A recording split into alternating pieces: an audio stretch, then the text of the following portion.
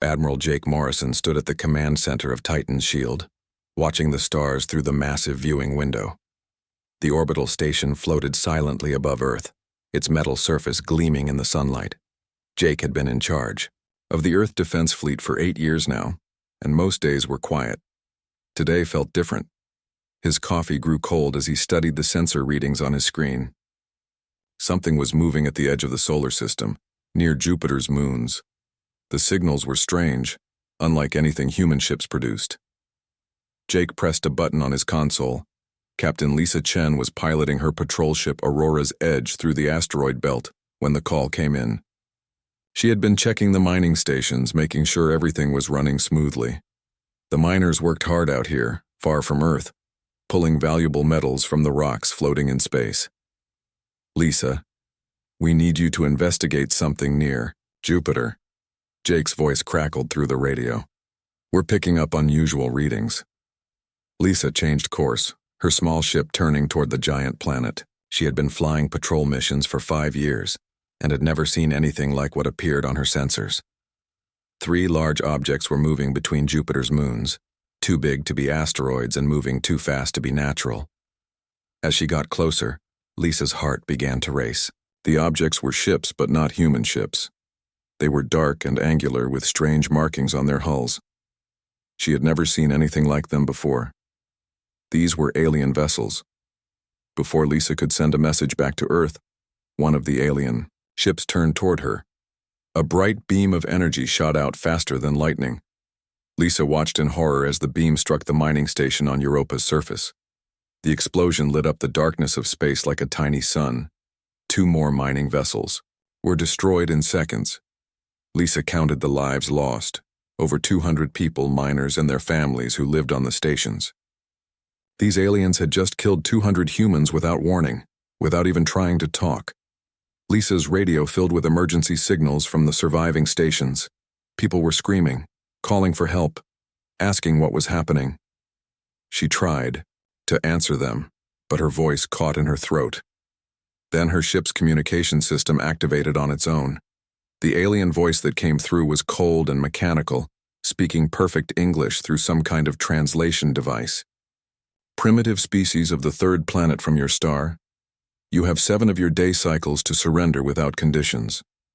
We are the Zelkari Empire, rulers of this part of the galaxy. Resistance will result in total destruction." Lisa's hands shook as she recorded the message and sent it back to Earth. The alien ship that had spoken to her was enormous, easily 10 times the size of any human vessel. Its dark surface was covered in weapons that could destroy entire cities. Back on Titan's shield, Jake Morrison felt his blood turn cold as he listened to Lisa's transmission. The command center filled with activity as officers ran between stations, trying to understand what they were facing. The sensor readings showed that more alien ships were entering the solar system, dozens of them. Dr. Amanda Hayes arrived at the command center within an hour, her research team following behind her. Amanda had been working on secret military projects for the past 15 years, hidden away in laboratories that most people didn't know existed. She was tall and serious, with gray hair that showed her years of dedication to protecting Earth. "Jake, we need to activate the Lazarus Protocol," Amanda said quietly, so the other officers couldn't hear. "This is what we've been preparing for." Jake nodded slowly. The Lazarus Protocol was humanity's biggest secret. For 50 years, ever since humans first traveled to other planets, they had been building hidden defenses throughout the solar system. Most people thought Earth only had a small fleet of patrol ships and mining vessels. They were wrong. Amanda's fingers moved quickly across her tablet, entering codes that had never been used before. All across the solar system, hidden systems began to wake up. On Mars, underground hangars opened to reveal massive warships that had been built in secret. Near Venus, weapon platforms that looked like asteroids powered up their systems. Around Earth's moon, defense stations that had been disguised as research facilities activated their shields and weapons. The alien commander, War Commander Thexvar, stood on the bridge of his flagship watching the human solar system through his ship's sensors. He had conquered 43 worlds for the Zelkari Empire, and this one would be no different. The humans appeared to have only a few small ships, nothing that could threaten his fleet. Thexvar was tall and thin, with gray skin and 4 arms that moved independently as he worked at his command station. His species had been conquering other worlds for 300 years, and they had never met serious resistance. These humans would surrender quickly once they saw the power of the Zelkari Empire. "Prepare the invasion fleet," Thexvar ordered his officers. "This world will fall within 2 rotations." But as Thexvar's ships moved deeper into the solar system, his sensor officer began reporting strange readings. Ships were appearing where there had been empty space moments before. Weapon platforms were powering up all around them. The humans had been hiding their true strength. On Earth, people watched their television screens in fear as news reports showed the alien ships approaching. But in secret military bases around the world, soldiers and technicians were preparing humanity's response. Colonel Danny Brooks stood in the command center of Mars Base Alpha, watching as his hidden fleet prepared to launch. Captain Rick Sanders climbed into his stealth fighter Ghost Protocol, its experimental engines humming quietly. The ship was invisible to most sensors, built using technology that the aliens had never encountered before. Rick had trained for this moment his entire career, though he had hoped it would never come. Dr. Hayes stood beside Jake Morrison as they watched the alien fleet approach Earth. The Zelkari ships were impressive, but Amanda knew something they didn't. Humanity had been watching and learning from other alien civilizations for decades, studying their weaknesses and preparing for this exact situation. "They think we're primitive," Amanda said softly. "They think we only have small patrol, ships and mining equipment. They're about to learn how wrong they are." Jake pressed a button that sent a signal across the entire solar system. Hundreds of hidden human warships revealed themselves, their weapons charged and ready. The ships that the aliens thought were the entire human fleet were actually just the patrol vessels used to watch for this exact threat. War Commander Thexvar stared at his sensor readings in disbelief. The primitive human civilization had just revealed a fleet larger than his own, with weapons he didn't recognize. His tactical officer was reporting energy signatures that shouldn't exist, ship designs that made no sense according to Zelkari understanding of technology. Lisa Chen, still flying her small patrol ship, watched as the massive human dreadnought Earthshaker decloak right beside her. The ship was 3 times the size of the largest Zelkari vessel, its hull covered in weapons that hummed with power. "Captain Billy," Thompson's voice came over the radio, calm and steady. "All human ships, this is Admiral Morrison. The Lazarus Protocol is now active. Defend Earth at all costs." The war for humanity's survival was about to begin, but the aliens had made a critical mistake. They had assumed that what they could see was all that existed. Humanity had spent 50 years preparing for this moment, and they were ready to show the galaxy that Earth would not be conquered without a fight. War Commander Thexvar stood frozen on his command bridge as the sensor readings poured in. 500 Zelkari warships had entered the human solar system, expecting to face a few dozen primitive vessels. Instead, they found themselves surrounded by hundreds of human ships that had appeared from nowhere. The human fleet was unlike anything the Zelkari had seen in 3 centuries of conquest. Their ships moved in strange patterns, not following the orderly battle formations that civilized species used. Some ships were small and fast, darting between the larger Zelkari vessels like insects. Others were massive and heavily armed, their weapons glowing with unknown energy.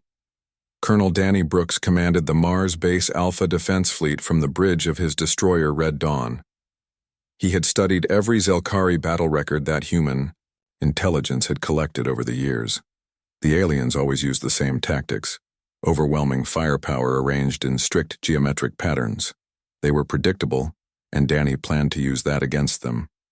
"All Mars ships, scatter formation," Danny ordered into his radio.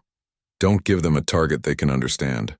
The human ships spread out in seemingly random directions, confusing the Zelkari targeting systems. The aliens were used to enemies who formed neat battle lines, making them easy to hit with concentrated fire. Danny's ships moved like a flock of birds, impossible to predict or track effectively. Captain Rick Sanders piloted his stealth fighter Ghost Protocol through the enemy formation, invisible to their sensors. The Zelkari had developed their detection systems to find ships using normal fusion engines. Rick's experimental quantum drive produced no heat signature and barely disturbed space around it. Rick's ship slipped past 3 Zelkari destroyers without being noticed. He targeted their communications array, the tower that allowed them to coordinate with the rest of their fleet. A single precise shot with his plasma cannon destroyed the array, leaving the 3 ships unable to talk to their commander. Ghost Protocol to Mars base, Rick reported. 3 enemy ships are now deaf and blind, moving to next target. Dr. Amanda Hayes watched the battle from the secret command center buried deep beneath Earth's surface. She had spent 15 years developing weapons specifically designed to fight alien invaders. The Zelkari shields were powerful against energy weapons, but Amanda had prepared something different. "Activate Newton's revenge," Amanda said calmly. On the far side of Earth's moon, hidden weapon platforms opened their covers. Inside each platform was a simple but devastating weapon. Tungsten rods the size of telephone poles accelerated by magnetic fields to incredible speeds. The Zelkari had never encountered kinetic weapons this advanced. The first wave of tungsten rods struck a Zelkari heavy cruiser at nearly the speed of light. The alien ship's energy shields, designed to deflect laser beams and plasma bolts, were useless against solid metal traveling at such velocity. The rod punched through the ship's hull like it was made of paper, destroying it instantly. War Commander Thexvar watched his flagship's tactical display in growing horror. His ships were being destroyed by weapons that made no sense. How could primitive humans accelerate simple metal to such speeds? The physics should be impossible for a species that had only been in space for 50 years. Commander Kate Miller led her fighter squadron Valkyrie Wing against a formation of Zelkari interceptors. The alien pilots had been trained in hundreds of battles across the galaxy, but they had never faced humans before. Kate's pilots flew in ways that broke every rule of space combat. The Zelkari fighters moved in perfect formation, their pilots following procedures that had worked for centuries. Kate's human pilots scattered wildly, each one flying a different pattern. When the aliens tried to target one human ship, 2 others would appear from unexpected angles, firing before disappearing again. "These humans fight like they're insane," the Zelkari squadron leader reported to his commander. "They show no regard for proper tactics or formation flying." What the alien pilot didn't understand was that human pilots were trained to think for themselves. While Zelkari pilots followed rigid procedures, human pilots adapted to each situation as it developed. Their creativity and intuition gave them an advantage that the aliens couldn't match. Captain Billy Thompson commanded the massive dreadnought Earthshaker, humanity's most powerful warship. The ship had been built in secret in the asteroid belt, its construction hidden from alien observation satellites. Billy had waited 8 years for the chance to test his ship in real combat. The Earthshaker's main weapon was a focused gravity beam that could crush enemy ships by creating artificial black holes. Billy targeted the largest Zelkari battleship, a vessel twice the size of any human ship. The gravity beam reached across space and wrapped around the alien vessel like an invisible hand. The Zelkari battleship's hull began to buckle as gravity distorted the space around it. Metal groaned and twisted as the ship was compressed from all directions. Within seconds, the mighty battleship collapsed into a ball of twisted metal, its crew crushed instantly. Thexvar stared at the destruction of his most powerful ship. In 300 years of conquest, the Zelkari had never lost a battleship to an inferior species. These humans were using weapons that violated the laws of physics, as the Zelkari understood them. Dr. Hayes activated the second phase of her battle plan. Hidden throughout the solar system were communication jammers that began broadcasting on all Zelkari frequencies. The alien fleet suddenly found themselves unable to coordinate their attacks or share tactical information. Captain Lisa Chen, still piloting her small patrol ship Aurora's Edge, found herself in the middle of the battle. 3 Zelkari fighters were chasing her, trying to destroy the ship that had first encountered their scout fleet.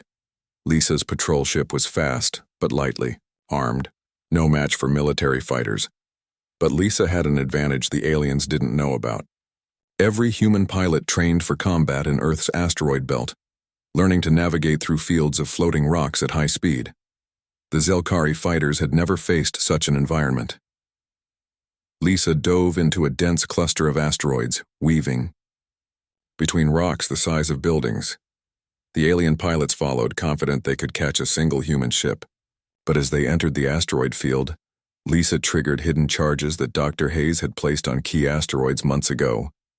The explosions created a chain reaction, sending chunks of rock flying in all directions. The Zelkari fighters, flying in tight formation, couldn't avoid the debris. 2 ships were destroyed immediately, while the third retreated with heavy damage. As the battle continued, the tide turned decisively in humanity's favor.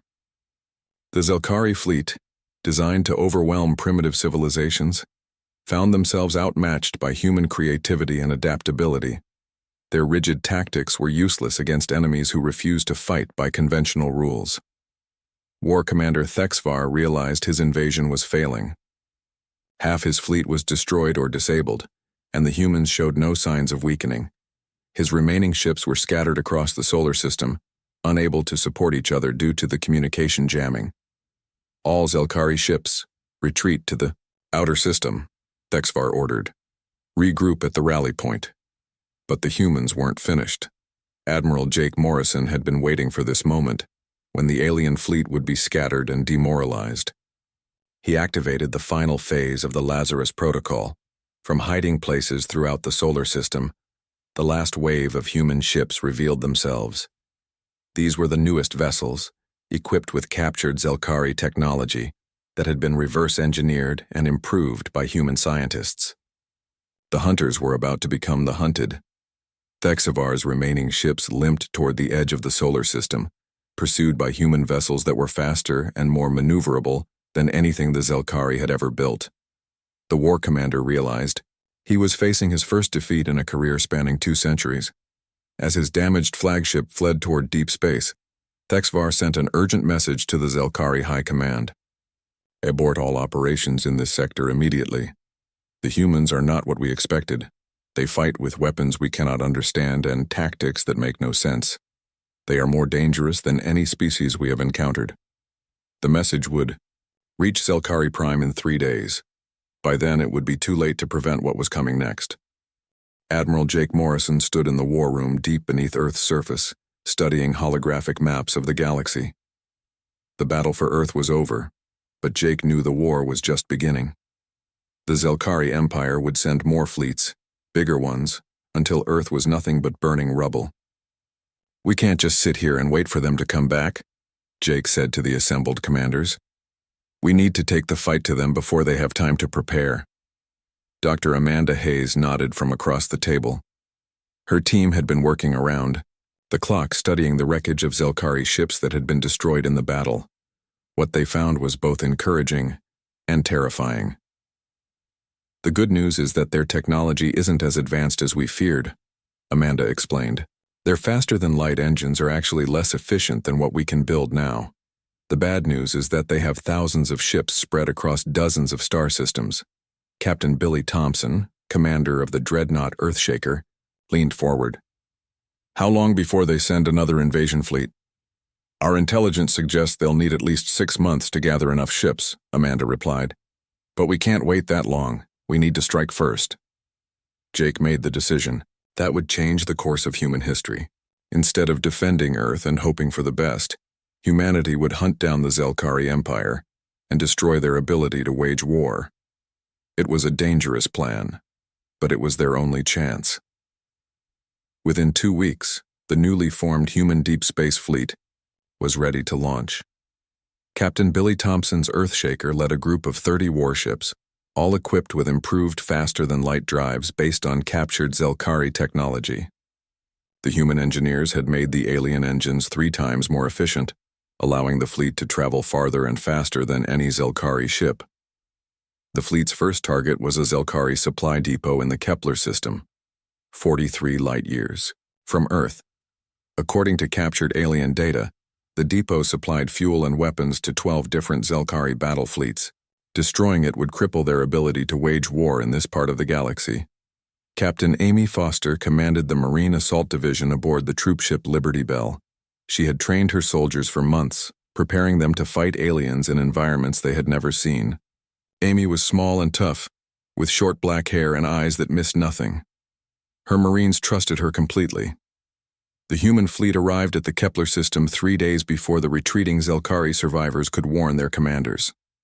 The Zelkari supply depot was built on a moon orbiting a gas giant, protected by only a small garrison of soldiers who had never fought in a real battle. General Chris Davis commanded the overall military operation from his flagship. He had studied every piece of Zelkari intelligence that human spies had gathered over the years. The aliens were excellent at attacking weaker civilizations, but they had no experience defending their own territory. The Zelkari build their bases like fortresses, Chris explained to his officers. But they're designed to keep primitive enemies out, not to stop modern weapons. We'll punch through their defenses like they're made of cardboard. The attack began at dawn on the alien moon. Human fighters screamed through the thin atmosphere, their weapons tearing apart defensive towers that had never been tested against a real enemy. The Zelkari garrison was completely unprepared for the speed and ferocity of the human assault. Tech Sergeant Monica Lee led a team of computer specialists who had trained to hack alien systems. While the Marines fought their way through the base, Monica's team broke into the Zelkari computer network and began copying every file they could find. "I'm in," Monica reported over her radio. "Downloading star charts, fleet positions, supply schedules. This is better than Christmas morning." The information Monica's team discovered was incredible. The Zelkari Empire was much larger than anyone had imagined, spanning over 200 star systems. But it was also more fragile than it appeared. The entire empire depended on a network of supply bases and communication relays that could be easily disrupted. Captain Steve Rodriguez commanded the assault ship Liberty's Hammer, leading the attack on the main Zelkari shipyard in the system. The shipyard was enormous, capable of building dozens of warships at the same time. Destroying it would set back Zelkari military production for years. Steve's ship was equipped with experimental weapons that used controlled antimatter explosions. The Zelkari had never encountered antimatter technology, and their shields were useless against it. Liberty's Hammer's first shot completely destroyed a half-finished battleship that was twice its size. The Zelkari workers in the shipyard had never seen combat before. They were engineers and technicians, not soldiers. When human Marines stormed through the facility, most of the aliens simply surrendered rather than fight. Amy Foster's Marines discovered something shocking in the captured facility. The Zelkari Empire wasn't just built on conquest, it was built on slavery. Dozens of different alien species worked in the shipyard, all of them prisoners taken from worlds the Zelkari had conquered. "These people have been slaves for generations," Amy reported to General Davis. "Some of them don't even remember their homeworlds." The freed slaves provided human intelligence officers with detailed information about Zelkari society. The empire was ruled by a military council that had never faced a serious challenge to their power. They controlled their territory through fear and overwhelming force, but they had no plan for fighting an enemy that could strike back effectively. Within a week, the human fleet had destroyed 3 major Zelkari installations and freed thousands of alien slaves. The information they gathered revealed the locations of 12 more supply bases and the homeworlds of the Zelkari ruling council. War Commander Thexvar, the Zelkari officer who had led the failed invasion of Earth, stood before the Supreme War Council on Zelkari Prime. The council chamber was vast and dark, filled with the most powerful military leaders in the Empire. They were not pleased with Thexvar's report. "You claim that a primitive species destroyed half of your invasion." "Fleet?" Supreme War Master Kethron asked coldly. "Impossible. No species has ever defeated the Zelkari Empire in open battle." Thexvar tried to explain what he had witnessed, but the council members refused to believe him. They had conquered 43 worlds without serious opposition. The idea that humans could be a threat was unthinkable. "Perhaps your tactics were flawed," another council member suggested. "We will send a larger fleet properly commanded." But even as the council debated, reports were arriving from across the empire. Human ships had been spotted in a dozen different systems.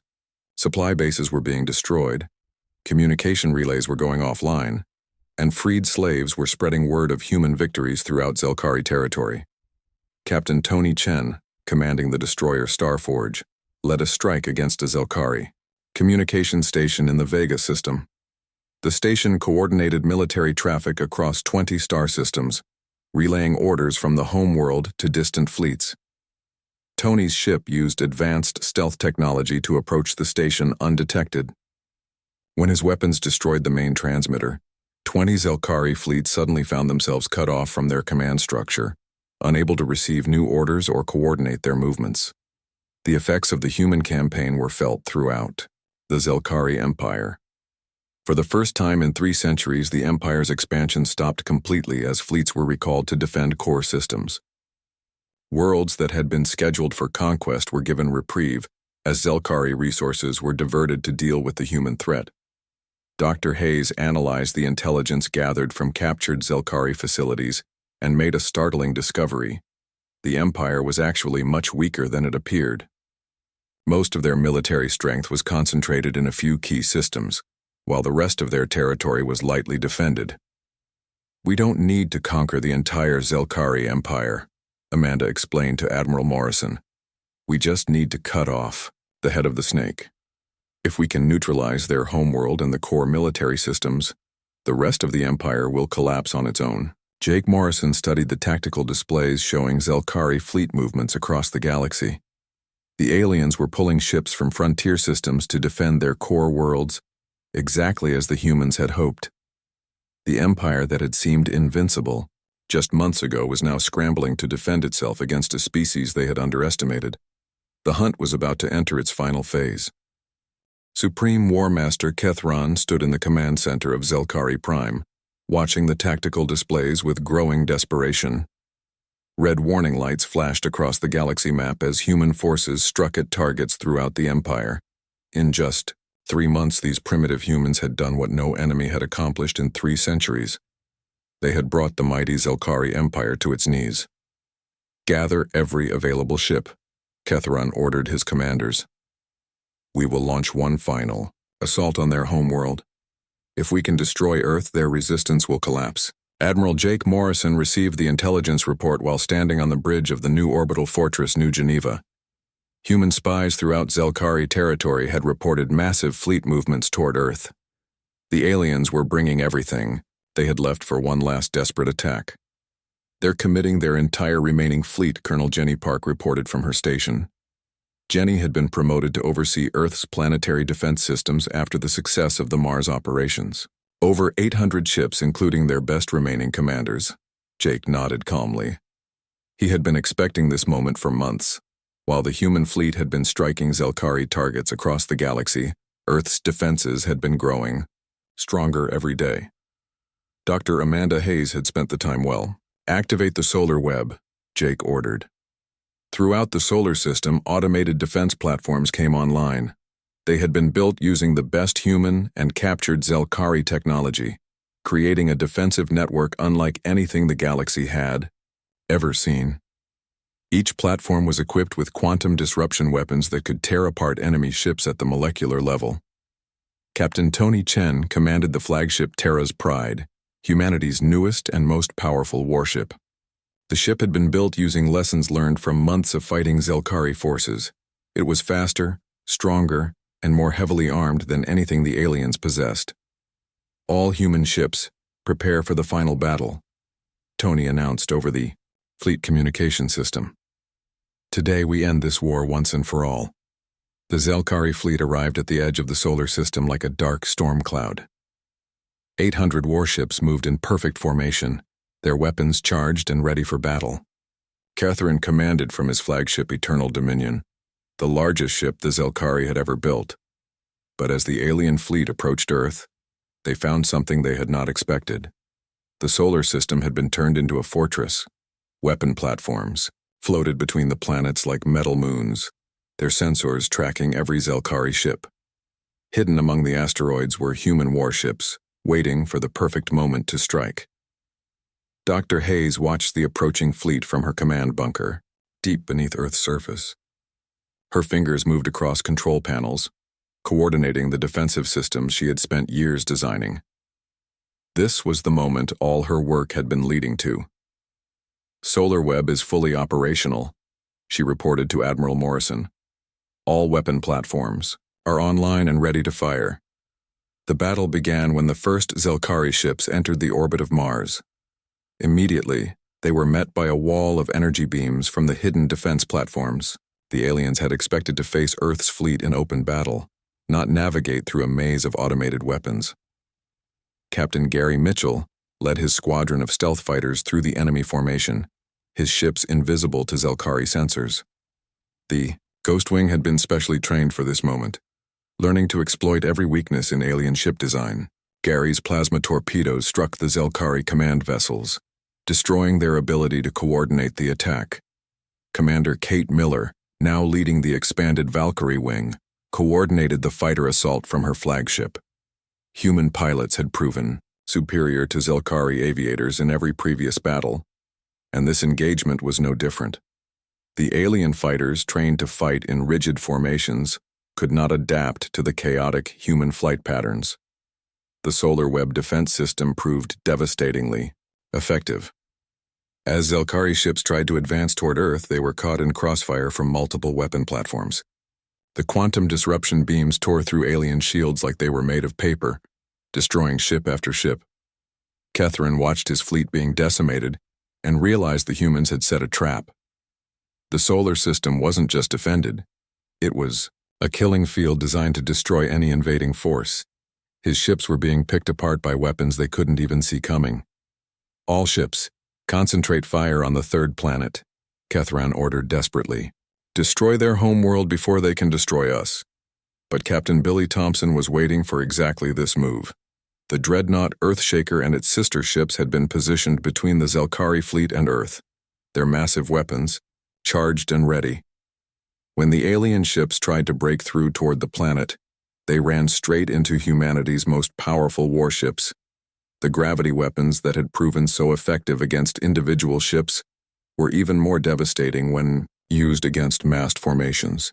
Billy's weapons created artificial black holes in the middle of the Zelkari fleet, crushing dozens of ships at once and throwing the rest into chaos. Captain Steve Rodriguez led the Liberty's Hammer and its battle group in a flanking attack against the Zelkari rearguard. The antimatter weapons had been improved since the first battles, now capable of destroying even the largest enemy battleships with a single shot. Steve's attack caught the aliens completely by surprise, destroying their supply ships and cutting off their retreat. As the battle raged, Dr. Hayes activated the final phase of her defensive plan. Hidden throughout the solar system were communication jammers more powerful than anything used before. When they activated, the entire Zelkari fleet was suddenly deaf and blind, unable to coordinate their attacks or even talk to each other. The effect was immediate and catastrophic. Zelkari ships began firing on each other in the confusion, unable to tell friend from enemy. Their rigid command structure, which had been their strength for centuries, became their weakness when communication broke down. Kethran realized his fleet was doomed. Half his ships were destroyed or disabled, and the rest were scattered across the solar system with no way to coordinate their efforts. The humans had not just defeated the Zelkari Empire, they had completely destroyed it as a military force.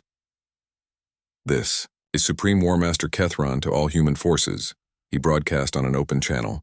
"I surrender unconditionally. Please spare my remaining ships and crews." The words had never been spoken by a Zelkari commander before.